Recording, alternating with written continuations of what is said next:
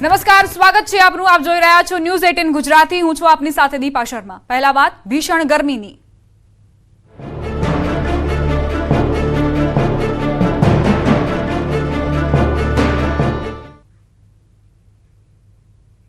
સૌરાષ્ટ્ર કચ્છમાં ભીષણ ગરમીની આગાહી કરાઈ છે. આગામી 5 દિવસ સૌરાષ્ટ્ર કચ્છમાં હીટવેવની આગાહી રહેશે. કચ્છ, પોરબંદર અને ગીર સોમનાથમાં ગરમ પવન ફૂંકાશે. તો હવામાન વિભાગે આગાહી કરી છે કે કચ્છ અને સૌરાષ્ટ્રમાં ભીષણ ગરમી વર્તાશે. લોકોને તૈયાર રહેવું પડશે અને બપોર દરમિયાન ખૂબ જ કાળજી રાખવાની જરૂર છે, કારણ કે ગરમ પવનો ફૂંકાશે તેવી આગાહી હવામાન વિભાગે કરી છે. આગામી 5 દિવસ સુધી આ જ પ્રમાણે હીટવેવ રહેશે. એટલે નાગરિકોને પણ અપીલ કરવામાં આવી રહી છે કે તેઓ સાવધાની રાખે, સાવચેતી રાખે.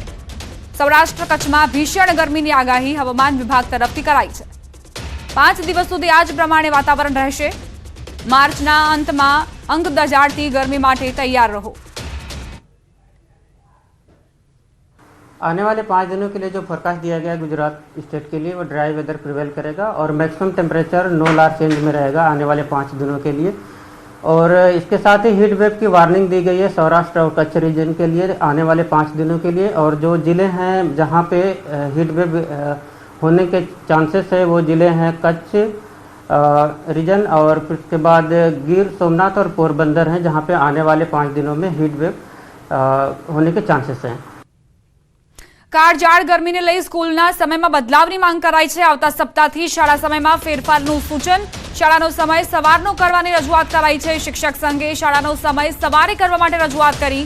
રાજ્યમાં યલો એલર્ટની જાહેરાત કરાઈ છે અને કાળઝાળ ગરમીના કારણે વિદ્યાર્થીઓના સ્વાસ્થ્ય પર અસર ન પડે તે માટે આ રજૂઆત કરાઈ. આ તરફ શિક્ષણ વિભાગે પણ શાળાઓમાં પૂરતી વ્યવસ્થાઓ કરવા આદેશ કર્યા. રમત ગમતની પ્રવૃત્તિ ટાળવા અને પાણીની વ્યવસ્થા કરવા આદેશ કરાયા છે. અમારા સંવાદદાતા સંજય જોડાઈ ગયા છે વધુ જાણકારી સાથે. સંજય, એક તરફ કાળઝાળ ગરમી વરસી રહી છે ત્યારે સ્કૂલના સમયમાં ફેરફાર કરવાની માંગ ઉઠી છે, શું જાણકારી?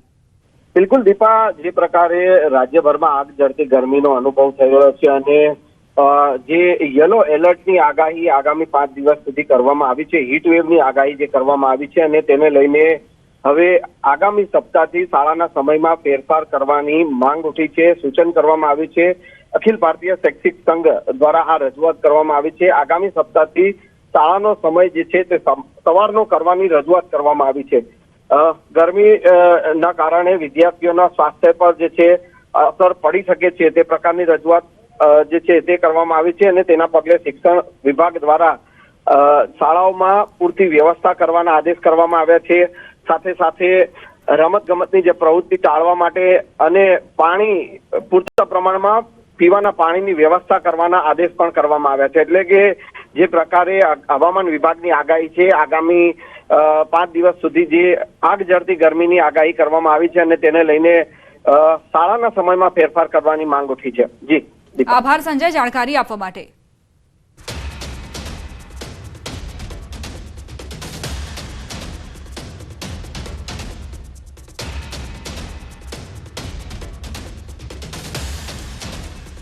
હવે આગળ વાત કરીશું ભાજપના એ 2 ઉમેદવારોની જેમણે દર્શાવી છે ચૂંટણી લડવાની અનિચ્છા.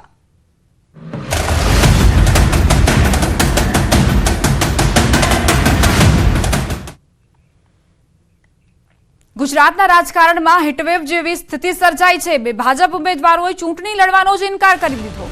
વડોદરા અને સાબરકાંઠાના ઉમેદવારોએ ચૂંટણી લડવાની ના પાડી. અંગત કારણોસર ચૂંટણી ન લડવાનો તેમનો નિર્ણય. લોકસભા ચૂંટણીના આ સૌથી મોટા સમાચાર છે. ગુજરાતની રાજનીતિમાં મોટી હલચલ જોવા મળી રહી છે. પહેલા રંજનબેન ભટ્ટ અને ત્યારબાદ વધુ એક ભાજપ ઉમેદવારે ચૂંટણી લડવાની ના પાડી. ભાજપના વધુ એક ઉમેદવારે ચૂંટણી લડવાનો ઇનકાર કરતા રાજનીતિ ગરમાઈ ગઈ. ભીખાજી ઠાકોરે ચૂંટણી લડવાનો ઇનકાર કર્યો. ભીખાજી ઠાકોર સાબરકાંઠાના ભાજપના ઉમેદવાર છે. આ તરફ વડોદરા લોકસભા બેઠક પરથી ભારતીય જનતા પાર્ટીના ઉમેદવાર રંજનબેન ભટ્ટે ચૂંટણી મેદાન છોડવાનું નક્કી કર્યું. તેમણે સોશિયલ મીડિયા પર મોટી જાહેરાત કરી. તેમણે અંગત કારણોસર લોકસભાની ચૂંટણી ન લડવાની જાહેરાત કરી છે.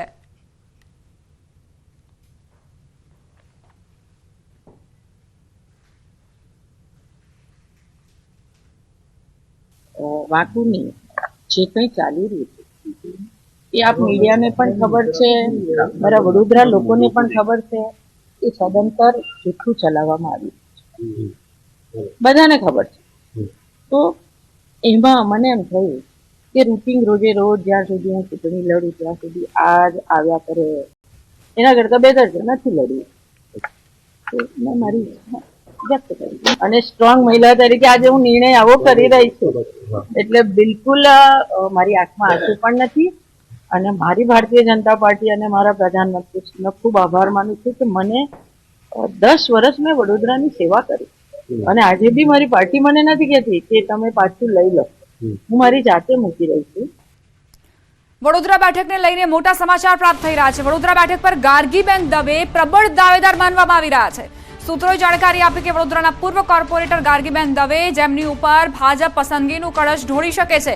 રંજનબેન ભટ્ટે ચૂંટણી લડવાની ના પાડતા હવે નવા ઉમેદવાર જાહેર થશે. વડોદરા બેઠક પર ગાર્ગીબેન દવે દાવેદાર માનવામાં આવી રહ્યા છે. વોર્ડ નંબર 18 માંથી કોર્પોરેટર રહી ચૂક્યા છે ગાર્ગીબેન દવે.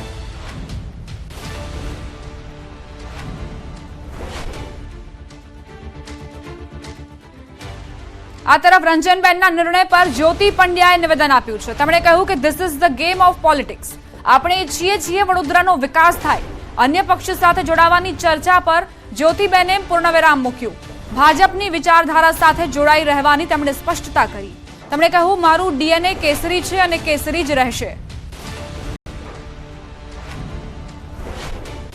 એવું મંતવ્ય નહોતું કે આઈ એમ ધ વન, એવું નહીં. બધાની લાગણી હતી અને પહોંચી રાઈટ જગ્યાએ, રાઈટ લોકોએ રાઈટ નિર્ણય લીધો. તો એ હકારાત્મક પ્લેટફોર્મને બનાવી રાખીએ. બેન પોતે પણ મનુષ્ય છે, હુંય મનુષ્ય છું. ક્યાંક પ્લસ માઇનસ થાય, but it is a game of politics. We don't want to make a game of individual. અને આપણે બધા કંઈક સારા કામ માટે જો આગળ વધ્યા હોય, કારણ કે તમે વડોદરાવાસી છો, હુંય વડોદરાવાસી છું, તો આપણને બધાને જોઈએ શું? આપણને જોઈએ છે કે વડોદરાનો ખૂબ તેજ ગતિથી વિકાસ થાય અને એ માટે આપણે બધા આગળ વધી રહ્યા છે. ને મેં પહેલાંય કીધું હતું, આજે કહું છું કે મારું ડીએનએ કેસરી છે અને આપણે બધા આ જ વિચારવાળા લોકો છીએ. તો હું કેસરીમાં જીવીશ, કેસરીમાં મરીશ, એ જ મારી વાત છે. સમાચાર અરવલ્લીથી ભાજપ ઉમેદવારના પોસ્ટર ઉતારવામાં આવ્યા. અરવલ્લી કમલમ કાર્યાલય પરથી આ પોસ્ટર ઉતારાયા. ભીખાજી ઠાકોરની ચૂંટણી લડવાની અનિચ્છા બાદ પોસ્ટર ઉતર્યા. મહત્વનું છે કે ભીખાજી ઠાકોરે સોશિયલ મીડિયામાં પોસ્ટ કરીને ચૂંટણી લડવાની અનિચ્છા વ્યક્ત કરી હતી.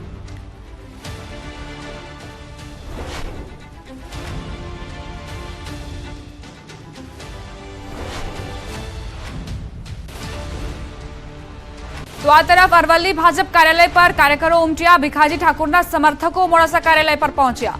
ટિકિટ માટેની ભીખાજીની અનિચ્છા સામે કાર્યકરોમાં આક્રોશ. અમે રાણા પ્રતાપના વંશજો છીએ તેવું કહેવું છે કાર્યકરોનું.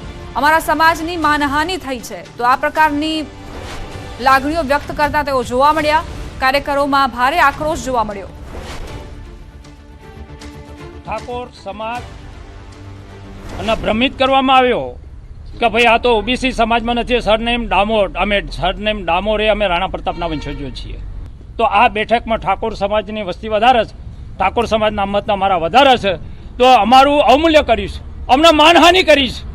માનહાનિ એટલા માટે કહે કે સરનેમ ડામોર જે છે એ ઓબીસીમાં ગણાતા નથી, એટલે અમારું જબરજસ્ત ડામોર સમાજનું માનહનન થયું છે. જેમ દ્રૌપદીના જેમ બરીસભામાં જે ચીરહરણ થયા હતા, એમ અમારા સમાજનું ચીરહરણ થયું છે. મોડાસાની મુલાકાતે આવેલા સાબરકાંઠાના કોંગ્રેસ ઉમેદવાર તુષાર ચૌધરીએ ભાજપ પર પ્રહાર કર્યા. ડોક્ટર તુષાર ચૌધરીએ મોડાસામાં આવેલા જિલ્લા કાર્યાલય પર બેઠક યોજી. સાબરકાંઠા બેઠકના ભાજપના ઉમેદવારની ચૂંટણી ન લડવાની પોસ્ટ પર તુષાર ચૌધરીએ પ્રતિક્રિયા આપી અને કોંગ્રેસ ઉમેદવારના નામની જાહેરાત બાદ હરીફ ઉમેદવારે ઉમેદવારી પાછી ખેંચી હોવાનો દાવો કર્યો. સાથે જ સાબરકાંઠા બેઠક પર કોંગ્રેસની જીત નિશ્ચિત હોવાનો વિશ્વાસ વ્યક્ત કર્યો. તો ઇન્ડિયા ગઠબંધનથી કોંગ્રેસને ફાયદો થવાની વાત કરી. મતો આમ આદમી પાર્ટીને મળેલા એ સીધા આ વખતે કોંગ્રેસ પક્ષને મળશે, એટલે આ સીટ પર કોંગ્રેસનો વિજય નક્કી થઈ ગયો છે. અને કોંગ્રેસનો વિજય નક્કી થઈ ગયો છે. હજી અમે તો ફોર્મ નથી ભર્યું, માત્ર ઉમેદવાર તરીકે અમને જાહેર કરવામાં આવ્યા છે. એટલામાં જ હરેક પાર્ટીના ઉમેદવાર પોતાની ઉમેદવારી પાછી ખેંચી લીધી છે. એ જ બતાવે છે કે કોંગ્રેસ અહીંયા કેટલી મજબૂત છે અને કોંગ્રેસ હવે જીતવા જઈ રહી છે. એના કારણે ભારતીય જનતા પાર્ટીના ઉમેદવારો હારના ડરથી ઉમેદવારી ખેંચી રહ્યા છે. ભાજપના 2 ઉમેદવારોએ ચૂંટણી લડવાની અનિચ્છા દર્શાવતા કોંગ્રેસને કટાક્ષનો મોકો મળી ગયો. પાટણથી કોંગ્રેસના ધારાસભ્ય કિરીટ પટેલે ભાજપ પર આકરા પ્રહાર કર્યા અને કહ્યું કે આ નિર્ણય ભાજપના ઉમેદવારોની નિરાશા દર્શાવે છે. સાથે જ પાટણ અને બનાસકાંઠા બેઠક કોંગ્રેસ જીતી રહી હોવાનો દાવો કર્યો. જે રીતે આજે 3 ટર્મ સુધી સાંસદ રહેલા સાંસદ ટ્વીટ કરી અને એમ કે હું ચૂંટણી લડવાની નથી, એ જ બતાવે છે કે ભારતીય જનતા પાર્ટીના ઉમેદવારોની અંદર કેટલી નિરાશા છે. જે રીતે ધીમે ધીમે બનાસકાંઠા અને પાટણની અંદર કોંગ્રેસનો માહોલ જામી રહ્યો છે.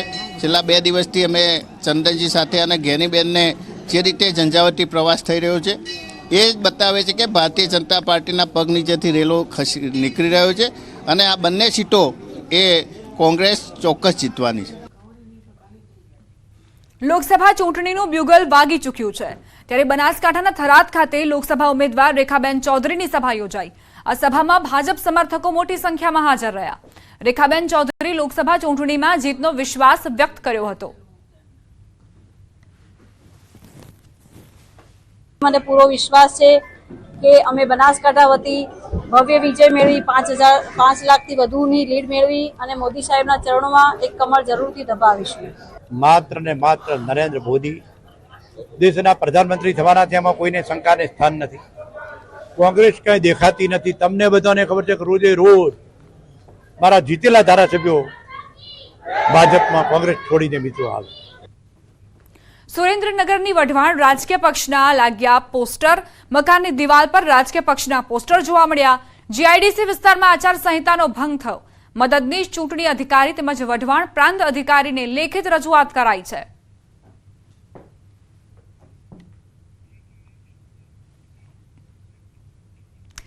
આણંદમાં ત્રિકોણીયા જંગના એંધાણ જોવા મળી રહ્યા છે. આણંદ લોકસભા બેઠકને લઈ સૌથી મોટા સમાચાર. એનસીપીમાંથી ચૂંટણી લડશે જયંત બોસ્કી.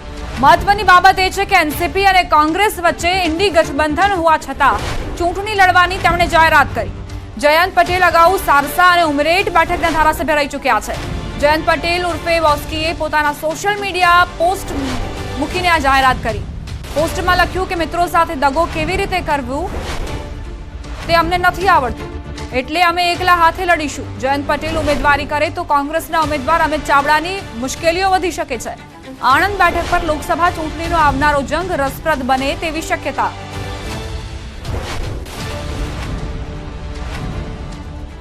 સમાચાર ભરૂચથી પ્રાપ્ત થઈ રહ્યા છે. મનસુખ વસાવાના આપ પર ગંભીર આરોપ. આપ નેતાઓ નાણાંની ઉઘરાણી કરે છે. ડરાવી ધમકાવીને ઉઘરાણી કરતા હોવાનો મનસુખ વસાવાનો આરોપ. અધિકારીને ધારાસભ્યનું નામ લઈને 2.5 લાખની માંગણી કરી. બધા જ વિભાગના અધિકારીઓ પાસેથી નાણાંની માંગણી કરતા અધિકારીઓ અને કોન્ટ્રાક્ટરો પાસે ફંડની માંગણી કરાઈ રહી છે. રાજકીય આગેવાનો રૂપિયાની માંગણી કરે છે. વધુમાં મનસુખ વસાવાનું કહેવું છે કે ઉઘરાણીની સીધી અસર વિકાસના કામો પર પડશે. તેથી મારી તાલુકા તથા જિલ્લાના અધિકારીઓને નમ્ર અપીલ છે કે તમે આવા ભ્રષ્ટ તત્વોને ખોટી ટેવ ન પાડો. કામમાં ગુણવત્તા જાળવો. આવા તત્વોથી તમારે ડરવાની કોઈ જરૂર નથી. અમે તમારી પડખે રહીશું તેવું મનસુખ વસાવાએ ટ્વીટ કરીને કહ્યું.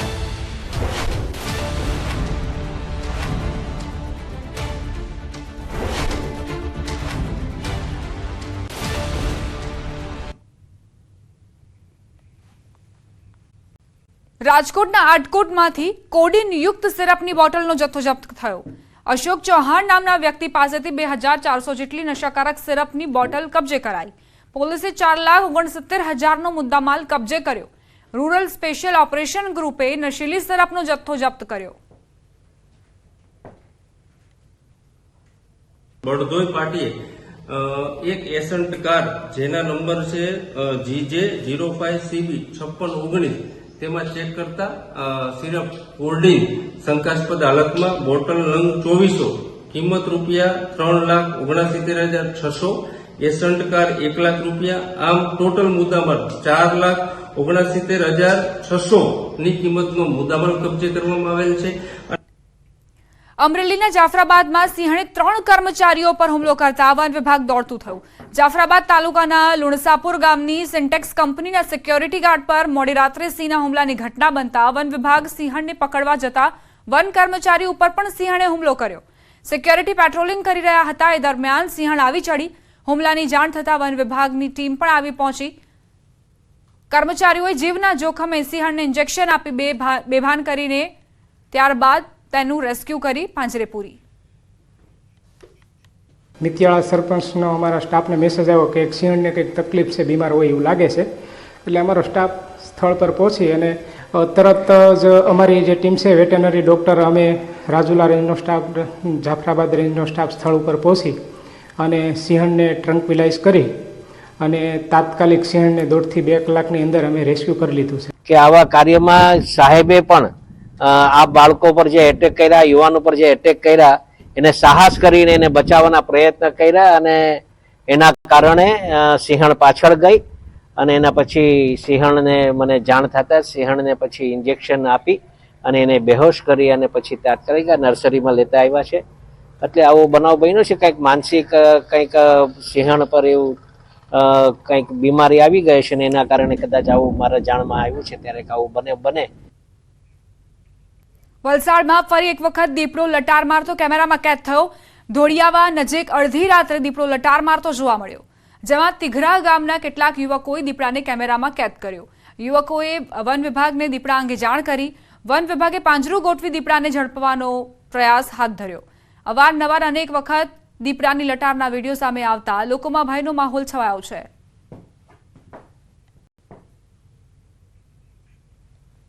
રાજકોટ એલસીબીએ ગણતરીના કલાકોમાં હની ટ્રેપની ઘટનાનો ભેદ ઉકેલ્યો. એક મહિલા સહિત 5 આરોપીની ધરપકડ કરી પોલીસે તેમની પાસેથી કુલ 21,67,000નો મુદ્દામાલ જપ્ત કર્યો. પોલીસે ઘટનાની માહિતી આપતા જણાવ્યું કે એક મહિલાએ મોરબીના વેપારીને બળાત્કારની ચીમકી આપી ઢોર માર મારીને 23 લાખ રૂપિયા પડાવ્યા. ઠગ ટોળકીને મોબાઈલની તપાસ કરતા પોલીસને અનેક ઉદ્યોગપતિઓ અને વેપારીઓને હની ટ્રેપમાં ફસાવ્યા હોવાની આશંકા છે. હાલ પોલીસે 5 આરોપીની ધરપકડ કરી તેમની વધુ પૂછપરછ હાથ ધરી છે. અવાવરૂ જગ્યાએ આ બેન લઈ ગયેલા અને ત્યાં બીજા 4 ઈસમો 2 મોટરસાયકલમાં તથા એક ગાડીમાં આવેલા અને તેની સાથે તેને બળાત્કારની ખોટી ધમકી આપી અને રૂપિયા 23,50,000 પડાવી લીધેલા. વલસાડમાં ફરી એકવાર દૂધ ચોર ગેંગ સક્રિય થઈ છે. વશિયર વિસ્તારમાં એક પાર્લરની બહાર દૂધના કેરેટમાંથી દૂધના પાઉચની ચોરી કરતા 3 શખ્સો સીસીટીવીમાં કેદ થયા. મહત્વનું છે કે અગાઉ પણ દમણ, દાદરાનગર હવેલી અને વાપીમાં દૂધ ચોર ગેંગ સક્રિય હતી અને તેમણે તરખાટ મચાવ્યો હતો. ત્યારે ફરી એક વખત જિલ્લામાં દૂધ ચોરીની ઘટના સામે આવતા દુકાનદારોમાં ફફડાટ વ્યાપ્યો છે. હાલ પોલીસે દુકાનદારની ફરિયાદના સીસીટીવી તપાસી વધુ કાર્યવાહી આરંભી.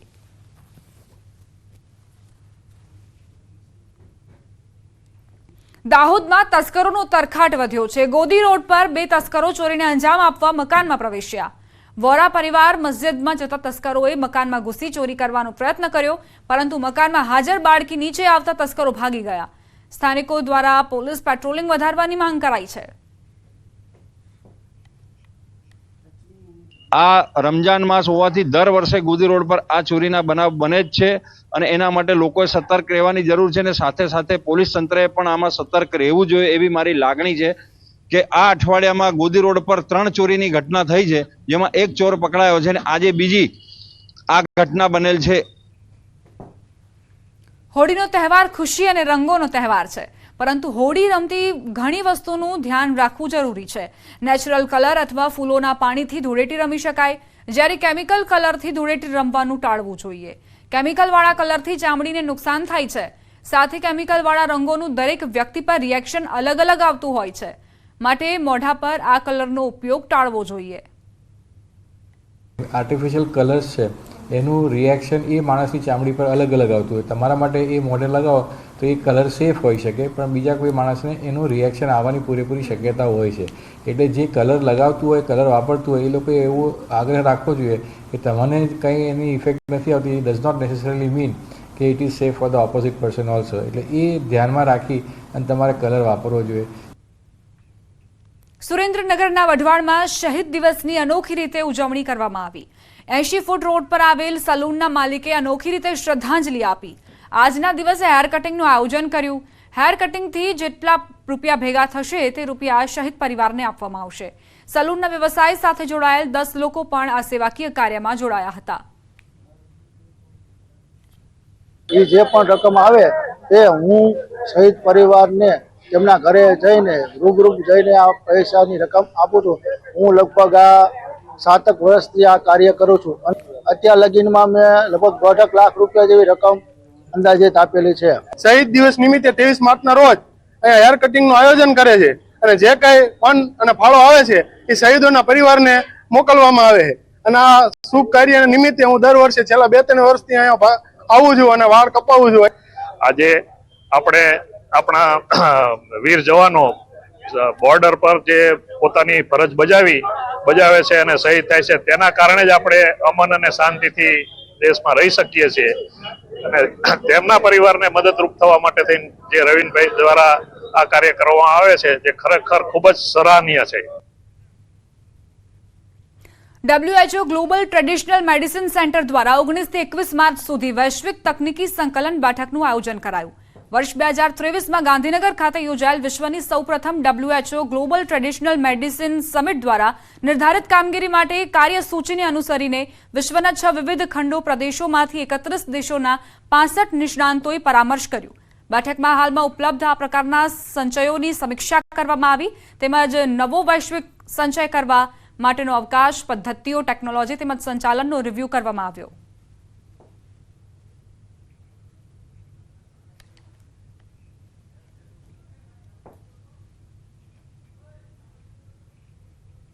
હવે નજર કરીશું ટોપ 3 ન્યૂઝ પર. આપના નેતાઓ નાણાંની ઉઘરાણી કરતા હોવાનો મનસુખ વસાવાના આરોપ. ડરાવી ધમકાવી ઉઘરાણી કરતા હોવાનો લગાવ્યો આરોપ.